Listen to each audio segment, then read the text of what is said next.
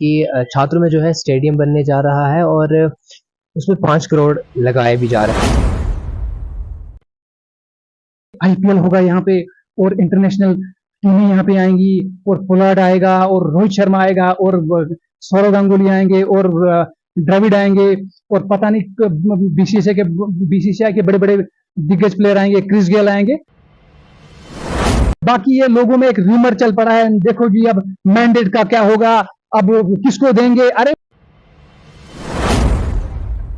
सरूड़ी साहब की लॉबी अलग है और शेख जफरुल्लाह की लॉबी अलग है। व्यूअर्स अस्सलाम वालेकुम, आदाब। मैं जाफर चौधरी और आप देख रहे हैं द न्यूज़। व्यूअर्स इस वक्त हमारे साथ खुसूसी बातचीत करने के लिए मौजूद हैं इंदरवाल से कांग्रेस के लीडर अजहर टाक साहब। आइए इनसे हम मुख्तलिफ सवालों के जवाब जानेंगे और मुख्तलिफ चीज़ों को लेके इनके साथ हम बातचीत करते हैं। अजहर टाक, मैं आपसे जानना चाहूँगा कि आप वक्त कांग्रेस के साथ शाना बिशाना खड़े रहते हैं, ज़्यादातर जफरुल्लाह साहब के साथ आपको देखा जाता है। तो जफरुल्लाह साहब ने जो परसों छात्रों में विजिट किया था हमारे रियासत हमारे हक को लेकर, और वहीं उसके साथ वो छात्रों मदरसे में भी गए, और आज जो कि मुगल मैदान में ये रखा गया था हमारे रियासत हमारे हक को लेकर, वो यहाँ भी पहुंचे थे। तो क्या सियासी तौर पे इस चीज़ को किया जा रहा है या इस चीज़ की क्या वजूहत है? देखिए कि ये एक इनिशिएटिव लिया है पार्टी की हाईकमांड की जानिब से, कि जिसके हमारे पार्टी की जम्मू कश्मीर के party chief doctor Tariq Hamid करा साहब हैं, उन्होंने इस मुहिम का आगाज़ किया। और इसमें जितने भी आला क़यादत के हजरा ये जो हैं लीडरान हैं, चाहे मीर साहब हैं, विकार सुलवानी साहब हैं, और हमारे जितने इफ्तिखार साहब एमएलए राजौरी हैं, और एमएलए क्रीडी सोपुर के एडवोकेट इरफान हफीज़ लोन साहब हैं, शेख जफरुल्लाह साहब हैं, और बाकी जितने भी हमारे एमएलएज हैं। हमारी अपनी ये जो बात करूँगा अपने डिस्ट्रिक्ट की, हमारे district president advocate Mohammed Asif Naqib साहब, जिन्होंने इस मुहिम को आगे जाके एक कामयाब मुहिम की शक्ल दी हर ब्लॉक के अंदर। और जब से जम्मू कश्मीर के अंदर 2-3-4 साल से लोगों में एक माहौल सरगर्म रहा, मतलब एक रहा था, एक लोगों के अंदर एक ऐसा माहौल छाया हुआ था कि कांग्रेस अब ऐसी पार्टी न रही जो पहले ये कोई 10-15-20 साल पहले थी। लेकिन हमारी आला क़यादत, एआईसीसी की आला क़यादत और हमारे डिस्ट्रिक्ट की जो आला क़यादत है, ख़ास तौर से एडवोकेट आसिफ नकीब साहब हैं, इन्होंने ऐसा काम किया कि और साबित हुआ कि इंदरवाल और पूरे खासकर पूरे किश्तवाड़ को देखा जाए, पूरे डिस्ट्रिक्ट को देखा जाए, तो एक रीढ़ की हड्डी की मानंद काम किया, जिसमें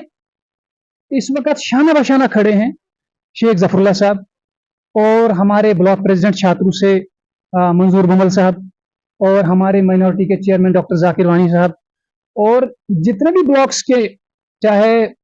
मरवा वार्डन ब्लॉक हो, चाहे बंजवा ब्लॉक हो, मुगल मैदान ब्लॉक हो, छात्रू ब्लॉक हो, सभी ब्लॉक प्रेसिडेंट्स ने मेहनत की। और हर जहां जहां भी ये प्रोग्राम ऑर्गेनाइज हुआ, ऑलमोस्ट हर ब्लॉक में हुआ, और जेर क़यादत एडवोकेट आसिफ नकीब साहब और कॉन्टेस्टेड कैंडिडेट जो इंदरवाल से हैं शेख जफरुल्लाह साहब, उनकी क़यादत में। और जो आला क़यादत थी वो है डॉक्टर तारिक हमीद करा साहब की, मीर साहब की, विकार सुलवानी साहब की, और जो बाकी हमारे एमएलएज हैं। तो इन सब की जेर निगरानी ये काम हो रहा है, और शाना बशाना लोग खड़े हैं। और ये सिर्फ एक पार्टी का ये जो है ये डिमांड नहीं है, मतलब डिमांड क्या, मतलब जितनी भी पार्टी हैं सब चाहते हैं। अगर चाहते हो तो यू शुड कम फॉरवर्ड, आपको सामने आना चाहिए और शाना बशाना कांग्रेस के साथ मिलजुल के रहना चाहिए इस मुहिम में। अगरचे when it comes to get elected, politics जब हो, जब इलेक्शन हो, तो उस टाइम अपने अपने इलेक्शंस में बिजी हो जाते हैं सब लोग, तो आपको हक है पूरा हासिल। लेकिन मसला यह है कि जब रियासत छीनी गई है, तो इसमें ये सिर्फ कांग्रेस वालों के लिए रियासत नहीं है। ये अगर हम डिमांड कर रहे हैं तो ये सिर्फ कांग्रेस वालों या कांग्रेस में रहने वाले, कांग्रेस के वर्कर्स, कांग्रेस के प्रेसिडेंट्स, एआईसीसी या जितने भी आला क़यादत के लोग हैं, उनके लिए नहीं है। ये पूरे जम्मू कश्मीर के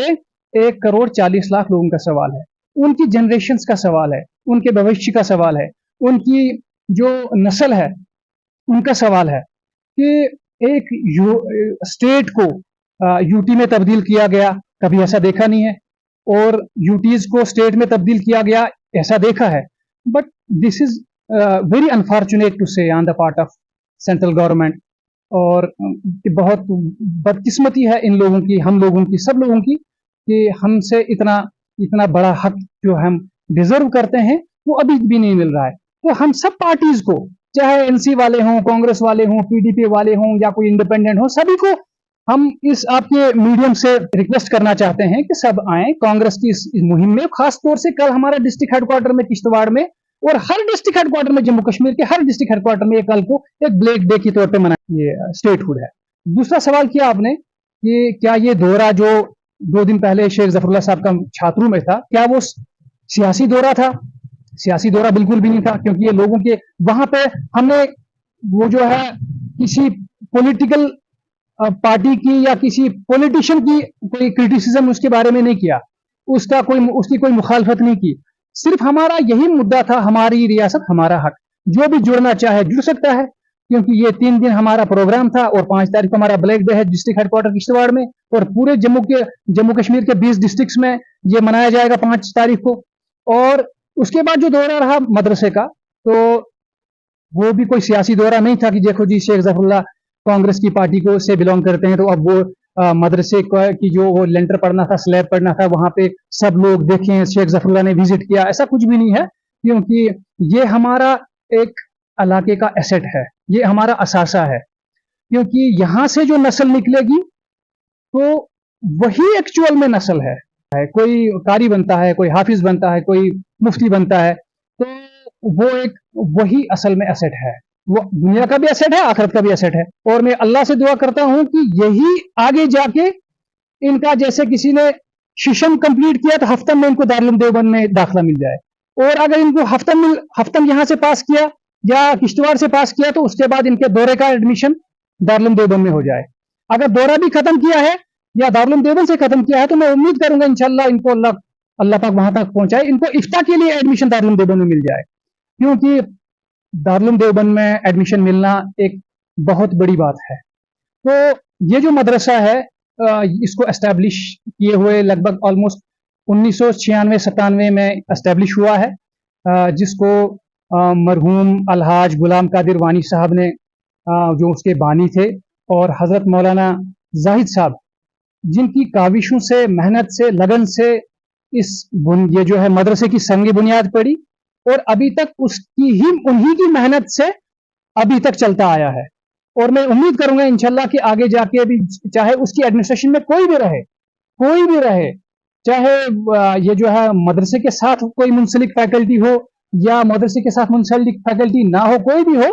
तो हम उम्मीद करेंगे इंशाल्लाह ये दिन दुगनी रात चुगनी तरक्की करे। अच्छा, आप मुझे बताइए कि ये वजूहात आपने काफ़ी सारी हमारे सामने रखी, लेकिन वहीं अगर हम बात करें तो इस वक्त प्यारेलाल शर्मा जी जो हैं वो इंदरवाल के एमएलए हैं और वो जीते हैं, इतने वोटों के साथ एमएलए बने हैं। तो आगे चल के आपको क्या लगता है कि आगे का जो वोटिंग वगैरह होगी उसमें आपको कितना बदलाव देखने को लगता है कि क्या कुछ होने वाला है? देखिए, हमारी आला क़यादत, प्रदेश कांग्रेस कमेटी जम्मू कश्मीर और हमारी डिस्ट्रिक्ट आला क़यादत जो ज़ेर निगरानी एडवोकेट मोहम्मद आसिम रकीब साहब की चल रही है, और हमारे कॉन्टेस्टेड कैंडिडेट जिन्होंने 2024 में इलेक्शन कॉन्टेस्ट किया शेख जफरुल्लाह साहब, उनकी क़यादत में इस वक्त इंदरवाल पे एक मेन फोकस दिया जा रहा है। जब से जो ही इलेक्शन का प्रोसेस खत्म हुआ और फ्रॉम द वेरी बिगिनिंग, उसके फौरन बाद ही, शुरुआत से ही ये इलेक्शन का रिजल्ट सामने आया, तो उसके बाद ही हमारे कारकुन, हमारे पार्टी वर्कर्स, हमारे डिस्ट्रिक्ट पे ये जो है डिस्ट्रिक्ट प्रेसिडेंट और कॉन्टेस्टेड कैंडिडेट और ब्लॉक प्रेसिडेंट्स, सभी ने अपना रोल निभाना शुरू किया है। तो इंशाल्लाह मुझे उम्मीद है कि आगे जाके ये अच्छे मार्जिन से ये जो है अच्छा मार्जिन हासिल करेंगे वहां से, खासकर छातू ब्लॉक से, क्योंकि वहां से शेख जफरुल्लाह को ऑलमोस्ट 500-600 के करीब वोट आया है। लेकिन मसला ऐसा है कि उस टाइम एक वेव चल पड़ी थी, दैट वाज लोकल फैक्टर, कि क्योंकि ये गलत बात भी नहीं है, क्योंकि जैसे शेख जफरुल्लाह को 9-9.5 हज़ार वोट आया वहां मरवा और वड़वन से, लेकिन उन्होंने भी लोकल फैक्टर को ये जो है तरजीह दी, और कीन साहब ने वोट लिया, मोस्ट ऑफ द वोट्स ही गॉट फ्रॉम बोंजवा, और वहां पर भी लोगों ने लोकल फैक्टर को देखा, और प्यारेलाल जी ने ऑलमोस्ट शायद 7,000 प्लस वोट लिए छात्रों से, तो उन्होंने भी देखा लोकल फैक्टर। लेकिन लोकल फैक्टर के बावजूद भी जब हम कंबाइनिंग में बिजी थे इंदरवाल में, तो अक्सर लोग जिनके साथ मेरी बात हुई, दे टोल्ड मी कि शेख जफरुल्लाह को जो मैंडेट है वो मैंडेट थोड़ा लेट मिला है, क्योंकि ज्वाइन भी उसने लेट किया 1.5-2 महीना पहले, और उसके बाद फिर टिकट भी उसको 20-25 दिन में, इलेक्शन से 20-25 दिन पहले मिला। तो ये एक बड़ा फैक्टर ये जो है ये असर अंदाज करता है ये चीज कि एक कैंडिडेट को मैंडेट कब मिलता है। अब पहले से ही जिस बंदे को मैंडेट कंफर्म है तो उस हिसाब से मेहनत करेगा, क्योंकि जिसने ज्वाइन लेट किया फिर मैंडेट भी लेट मिला तो फिर उसको टाइम मिला बहुत कम मेहनत करने का। लेकिन मैं दाद देता हूं शेख जफरुल्लाह साहब को कि जिन्होंने 20-25 दिन के अंदर, उसमें भी कुछ रैलीज दाएं बाएं थी, तो लोकल अगर कंपेनिंग का देखा जाए तो कंपेन में पूरे इंटरवाल में उसको 15 से 20 दिन में उसने उस खोए हुए कांग्रेस को 20 दिन के अंदर रिवाइव करके 12-13 हजार वोट हासिल किया। उसने उस खोए हुए कांग्रेस को 20 दिन के अंदर रिवाइव करके 12-13 हजार वोट हासिल किया। तो इट मींस कि जो लोगों का यहां पे दिमाग पे एक असर पड़ गया था कि यहां की लीडरशिप खत्म, कांग्रेस लीडरशिप खत्म, कांग्रेस की जो बुनियाद खत्म, और दिल्ली की जो कयादत है, हाथ वाली कयादत, वो खत्म, यहां से वो उसका वो जो है जनाजा निकल गया। लेकिन शेख जफरुल्लाह ने ऐसी मेहनत की 20 दिन के अंदर, इस टाइम भी और उस टाइम भी नहीं महसूस हो रहा था कि कांग्रेस ने कोई बड़ा नुकसान उठाया यहां से। 12 ये जो है 12-13 हजार वोट लाए, और वो भी विद इन 15 से 20 दिन के अंदर, ज्यादा से 25 दिन के अंदर। तो ये एक बड़ा इशारा है कांग्रेस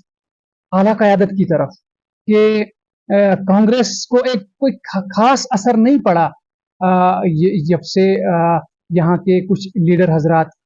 जम्मू कश्मीर के जो गुलाम नबी आज़ाद साहब के साथ जुड़ चुके थे या कुछ वापस आए, तो तब भी कोई फर्क नहीं था और अब भी कोई फर्क नहीं पड़ा। अच्छा, दूसरी बात मैं क्लियर कर देना चाहता हूं,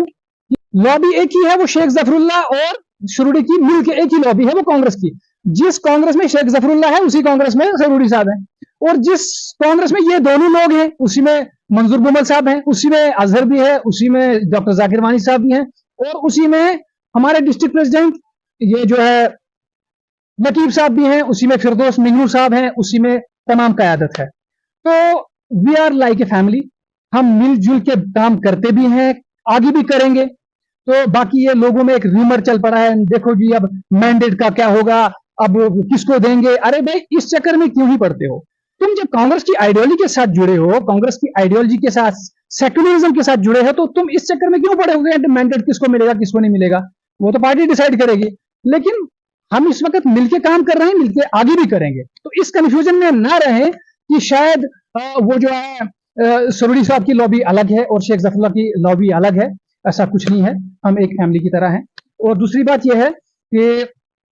हमें 500-600 वोट आए छात्रों से, लेकिन उस टाइम एक बात मैं क्लियर कर दूं, ऑन रिकॉर्ड कह रहा हूं कि काफी सारे वर्कर्स प्यारेलाल जी के ऐसे थे जिन्होंने हमसे कहा, मुझसे कहा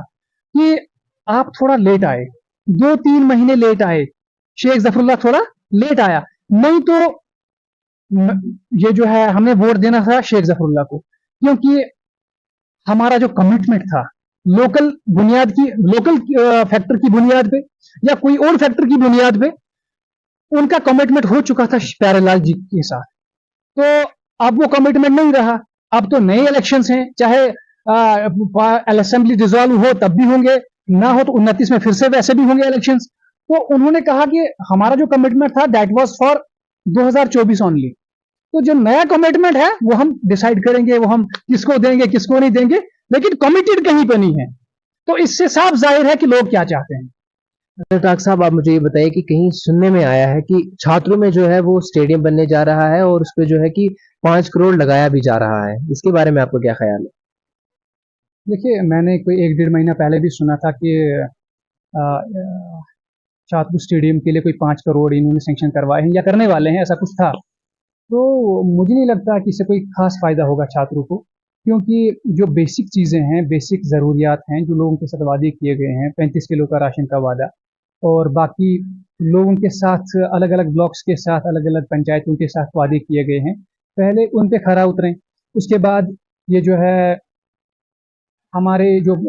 बिजली का मेन मसला है, वो स्मार्ट मीटर के रिलेटेड उस इशू को सॉर्ट आउट किया जाए। बिजली बिल के रिलेटेड कोई जो मसला इस वक्त दिन ब दिन एक आग पकड़ रहा है, उसको सॉर्ट आउट किया जाए। तो स्टेडियम यहाँ कोई मुझे नहीं लगता है कि अगर कोई टूर्नामेंट भी करवाना हो किसी, इस टाइम भी ऐसा अगर कोई टूर्नामेंट करवाते हैं तो वो तो किश्तवाड़ में इतना बड़ा स्टेडियम पड़ा है, हमारे पास इतना बड़ा ग्राउंड पड़ा है, वहाँ पे इस टाइम भी टूर्नामेंट लगे हैं। तो ऐसा कोई बड़ा मसला नहीं है कि हमें इतनी रिक्वायरमेंट है यहाँ पे स्टेडियम की। जो हमारे यहाँ पे बेसिक मसाइल हैं, बेसिक नीड्स हैं, उनको पूरा किया जाए, जो वादे किए गए हैं उनको पूरा किया जाए। कि अटेंशन को डाइवर्ट करने के लिए एक बड़ा प्रोग्राम है कि जब इलेक्शंस नज़दीक आएंगे तो उस वक्त ये जो है छात्रों के स्टेडियम को एक बढ़ा चढ़ा के उस पर बोला जाए कि देखो अगर बाकी काम ना हुए, आगे अगर लोगों के साथ किए हुए वादे वो पूरे ना हुए, तो एक बड़ा स्टेडियम हमने तैयार किया है जहाँ पर बड़े बड़े टूर्नामेंट्स हुआ करेंगे, जहाँ पे यहाँ तक बोला जाएगा कि आईपीएल होगा यहाँ पे, और इंटरनेशनल टीमें यहाँ पे आएंगी, और पोलार्ड आएगा, और रोहित शर्मा आएगा, और सौरव गांगुली आएंगे, और द्रविड़ आएंगे, और पता नहीं बीसीसीआई के बड़े बड़े दिग्गज प्लेयर आएंगे, क्रिस गेल आएंगे। तो ये एक ख्याली पुलाव है। तो मुझे लगता है, मेरी राय है कि चाहे कोई भी वहां पे अगर एमएलए कोई भी होता तो मैं उसको यही राय देता, चाहे दयाललाल हूं या कोई भी, अगर कोई भी और भी चुन के आता, अगर शेख जफरुल्लाह भी चुन के आते तो मैं उनके लिए भी मेरी यही राय थी कि ये जो आप स्टेप उठा सकता है, मेरी राय है कि चाहे कोई भी वहां पे अगर एमएलए कोई भी होता तो मैं उसको यही राय देता, चाहे दयाललाल हूं या कोई भी, अगर कोई भी और भी चुन के आता, अगर शेख जफरुल्लाह भी चुन के आते तो मैं उनके लिए भी मेरी यही राय थी कि ये जो आप स्टेप उठा रहे हो ये तो फिर बात की बात है, क्योंकि जो इस वक्त मसाले उनको एड्रेस किए, पहले उनको एड्रेस करो, फिर आस्ता आस्ता 5 साल 10 साल 15 साल के बाद जब वो काम करेंगे तो फिर जो भी एमएलए होगा या आप ही होंगे तो फिर आस्ता आस्ता डेवलपमेंट की तरफ और भी काम होंगे, लेकिन पहले उन मसाइल की तरफ ज्यादा ध्यान दिया जाए जहाँ पे जो इस वक्त बहुत ज्यादा जहाँ पे लोग मसाइल का शिकार। अजहर साहब, आप मुझे बताएं कि सुनने में ये भी आया है कि जेकेएस की जो एज है उसको घटा दिया गया है, इसके बारे में आपको क्या कहना है? देखिए, जम्मू कश्मीर एडमिनिस्ट्रेटिव सर्विसेज जो है, Jammu Kashmir public service commission conduct करता है हर साल, जैसे यूनियन पब्लिक सर्विस कमीशन हर साल आईएएस का आईपीएस का एग्जाम कंडक्ट करते हैं। तो ये बदकिस्मती की बात है, इट इज़ वेरी अनफॉर्चुनेट, बहुत जो एस्पायरेंट्स हैं हमारे Jammu Kashmir public service commission के, जो एडमिनिस्ट्रेटिव सर्विसेज के लिए जो अप्लाई करते हैं, Jammu Kashmir administrative service JKS के लिए, तो उनकी एज को घटा दिया गया है। चाहे वो एसटी हो उसको भी घटा दिया, और आरबीआई उसको भी घटा दिया, ओबीसी है उसको भी घटा दिया, ओपन मेरिट हो उसको भी घटा दिया। अरे भाई, तुम करना क्या चाहते हो कि अगर पहले से ही आपने इसको यूटी में तब्दील किया, और यूटी के बावजूद आपको एस्पायरेंट्स से क्या बिगाड़ा? ये तो जम्मू कश्मीर, अगर आपने यूटी ही रखना है तो इसको बनाने में यही लोग काम करते हैं, यही एडमिनिस्ट्रेटर हैं, यही तो फ्यूचर एडमिनिस्ट्रेटर यहाँ के हैं। अगर किसी डिस्ट्रिक्ट में आईएएस कोई डीसी ना हो तो डेप्यूटी कमिश्नर किसको अपॉइंट किया जाता है? वो जो सीनियर मोस्ट केएस ऑफिसर हो ना, उसी को तो अपॉइंट किया जाता है। लेकिन बदकिस्मती की बात है कि उन्होंने एज को